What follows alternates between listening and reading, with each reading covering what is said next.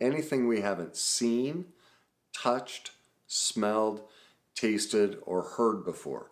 Basically, anything our five senses has no experience with instantly triggers the fear response. What that means is anytime there's change, anytime you want to try something new, you can't stop yourself from being afraid.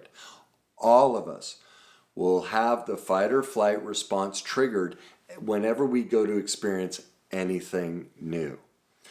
Well, welcome back. While there may be nothing we can do about the triggering of the fight or flight response, there are many things we can do to learn how to embrace that fight or flight response, embrace the change, and that's what today's video is about. I'm going to give you several skills and tools to learn how to embrace that change, okay?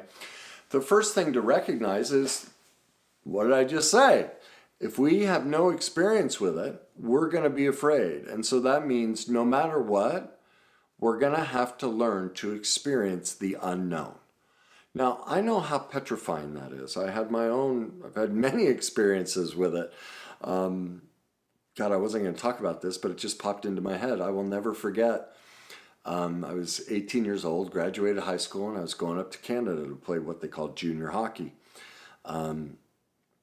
In the hopes of getting a college scholarship and eventually turning pro, all that kind of stuff. That's what you did.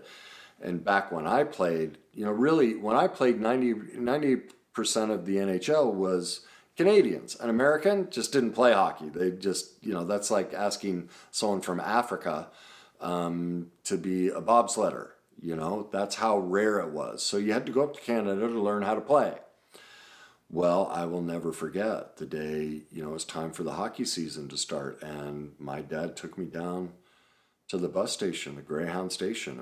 The bus left at 8 or 9 o'clock at night. I think it was 9. It was dark, so it was after 9 o'clock, and I'm saying goodbye to my girlfriend and my best friend, and I'm bawling my eyes out. I mean, this is a big change. I'm about to take a 44-hour bus ride to Canada. I've never been to Canada. I've never been on a bus that long. I've never been alone. I was very codependently enmeshed with my parents, and man, you want to talk about scared to death. Well, there was only one way to conquer that. I had to get on that bus. I had to go up there. I had to learn. And that's what's going to, unfortunately, no matter what the situation is, we have to turn into that fear and experience it, because our brain does not know the difference between something that's good for us or bad for us.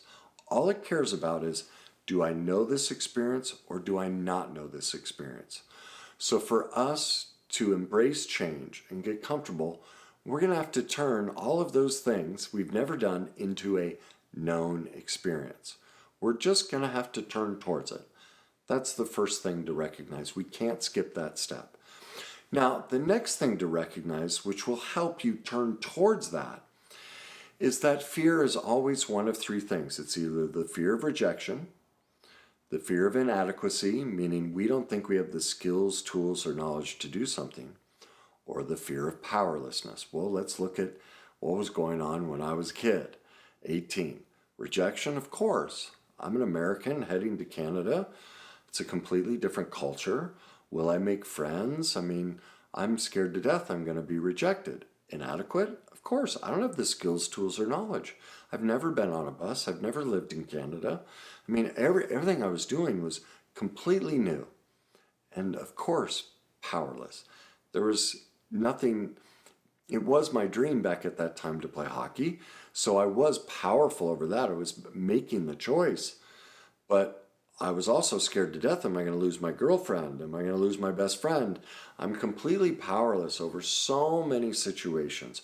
So I'm scared to death. Now, this video isn't going to walk you through how to conquer those three fears, but I am going to, at the end of this video, I encourage you to watch to the end, because I'm going to give you the links to a 5-part series I did on how to, the RIP. Did you hear rejection, inadequacy, powerlessness? RIP, rest in peace. How to make fear rest in peace.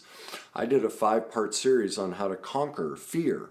And so I'm going to leave you links to those videos, and it'll walk you through exactly the process so you can ask yourself, when this fear of change comes up, you can find out, is it rejection, inadequacy, or powerlessness that I'm feeling?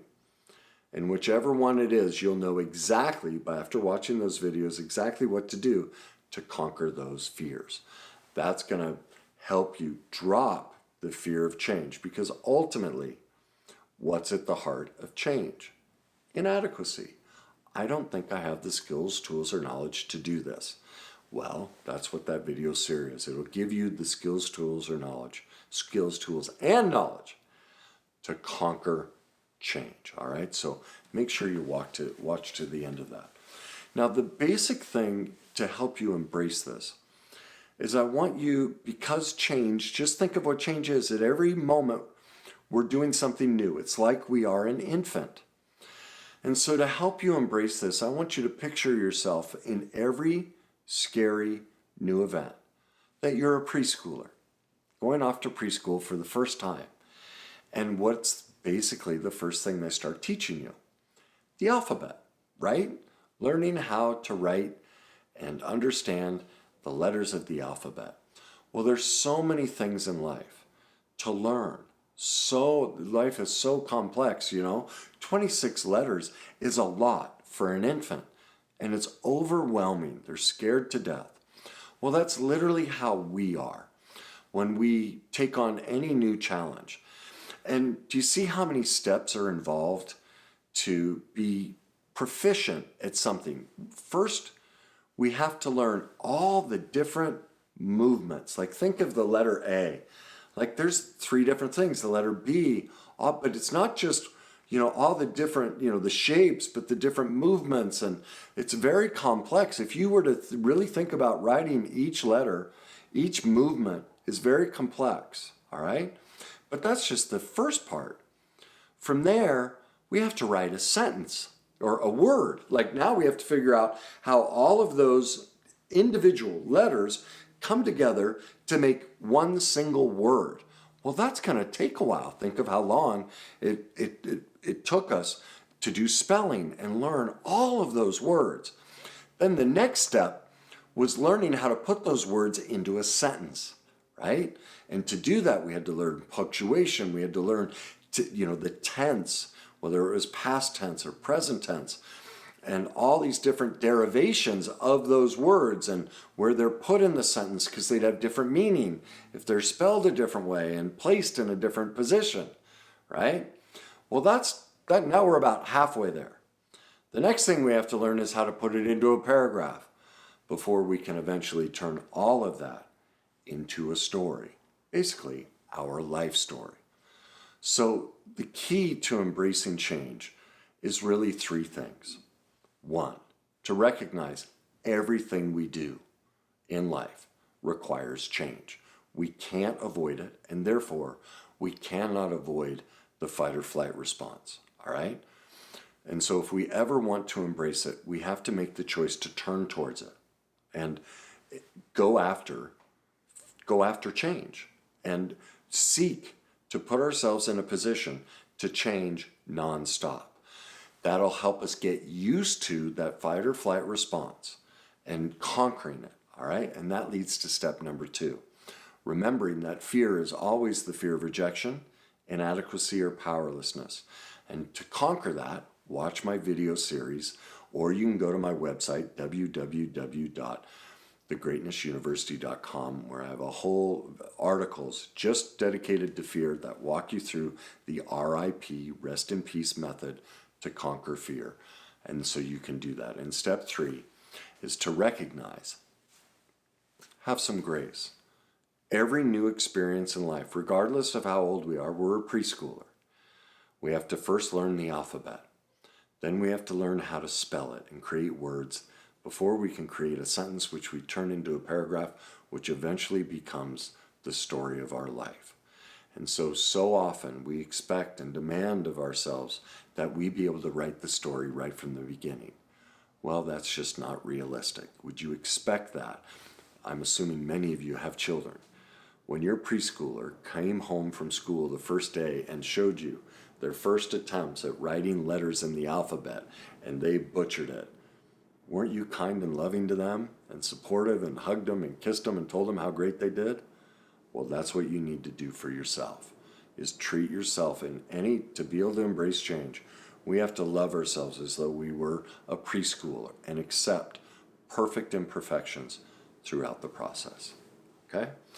So if you think this will help somebody, please like it, leave me your comments, and share it with others. And as always, as you go on the journey to write your own story, as you embrace change, make sure you enjoy the process.